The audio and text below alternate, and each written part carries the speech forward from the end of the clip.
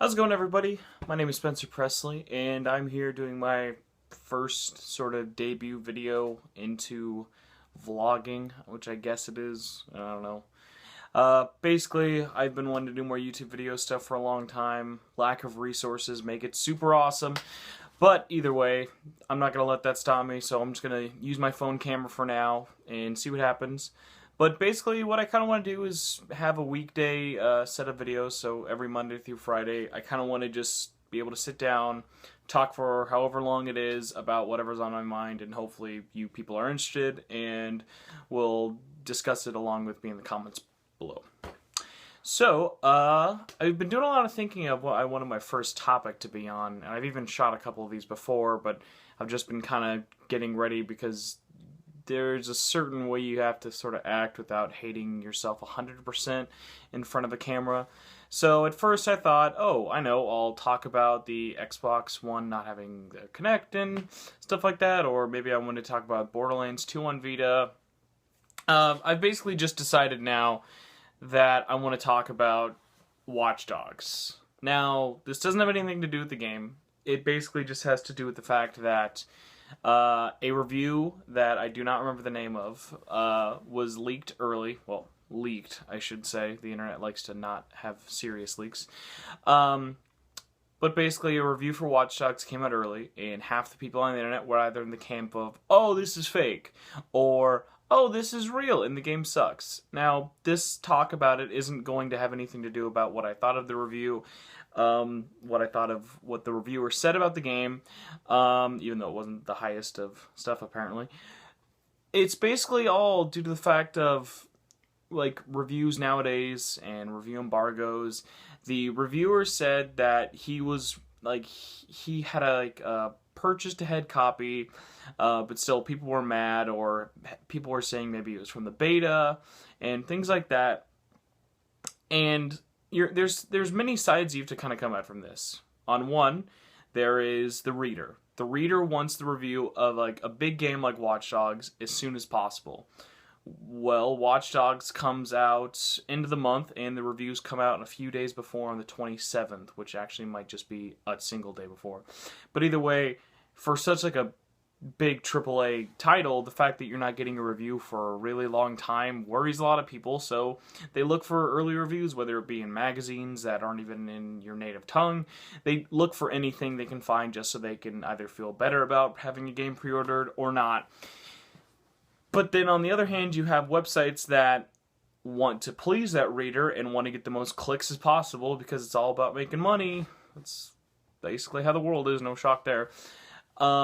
And on the other hand, they also have to please the game companies that give them the advanced copies, because not everyone can hope to get a leaked copy from a store or whatnot, because most of the time that's nearly impossible unless you like own a shop that gets sent games, which is not a very large percentage of people.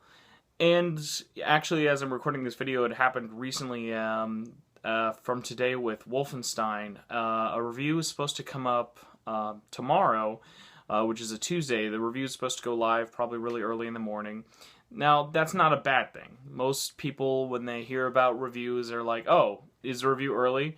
Okay, that's good. Then that means that the game is probably good. Oh, is the review coming out the day of the game? Oh, it's probably bad. No, that's not always the case. Like, it's always different.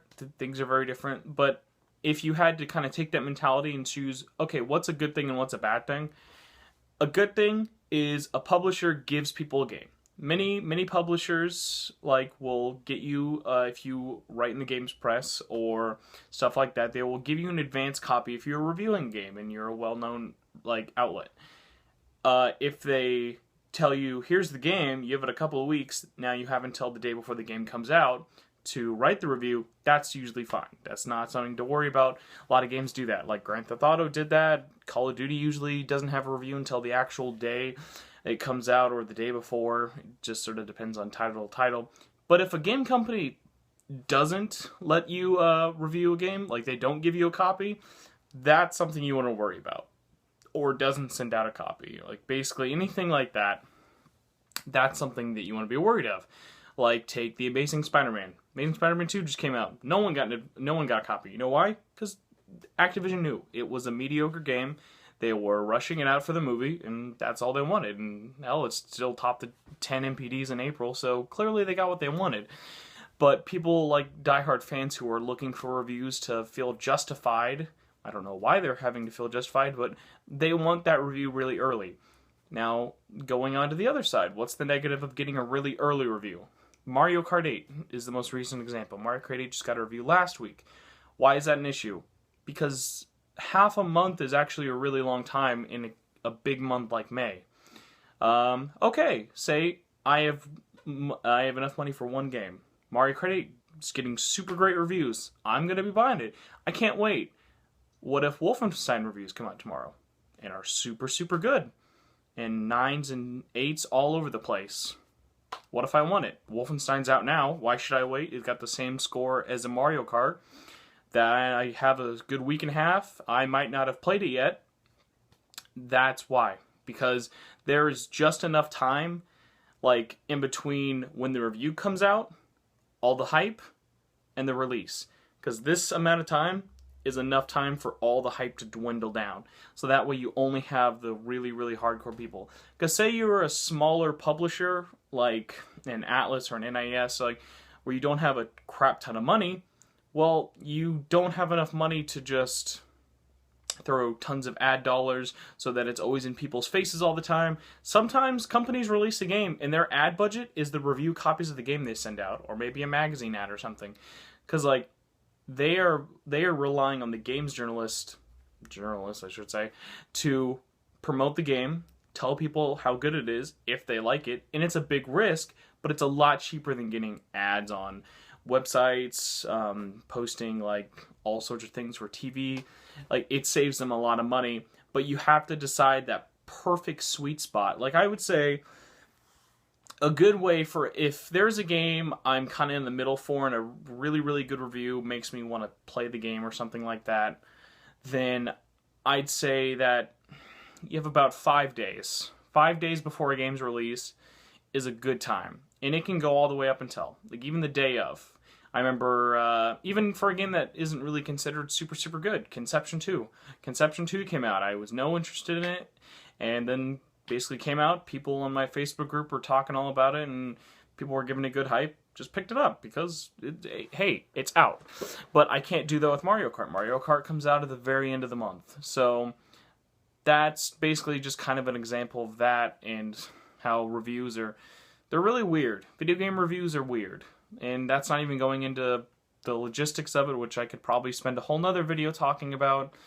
But hopefully my ramblings brought up some interesting points you might not have thought of. And yeah, if you have any suggestions, want to tell me I suck, because this is like my first vlog video, or anything at all, leave it in the comments below. I will gladly read them if there are any, and hopefully I'll be back tomorrow talking all about whatever's on my mind. And I know I didn't really say what my videos are going to be about, but that's just due to the fact that my videos are going to be about whatever's on my mind. These are really just kind of a way for me to build up my skills doing videos and trying to improve just doing these, because I'm, for the most part, doing this in one long take outside of editing out me tapping buttons or whatever might happen. So yeah, like I said, any comments, suggestions, feedback, complaints, leave them all there. Very appreciated. If you'd like to subscribe so that way you can stay all up to date on my stuff, be super appreciated. So hit the subscribe button. Don't really care about the like thing. If you want to like it, go for it. I know this isn't going to get a crap ton of views, but I just thought, why not try it? I know YouTube's already pretty much bombarded with it, but you know, everyone has their own opinion, and hopefully someone might be interested in mine. If you're interested in hearing some more of my opinions, I also run a podcast. I run Shin Megami Tensei Network, which is obviously a podcast all about Shin Megami Tensei, as well as the Persona franchise, because I know they've sort of deviated. I'll leave links below and stuff if you want to check out the podcast on iTunes and all that jazz. I also run a Facebook group with it. It's slowly growing, but either way, we're almost rounding about 10 minutes or so, so just I'd say thanks again. And hopefully you guys didn't hate this too much. Have a good night.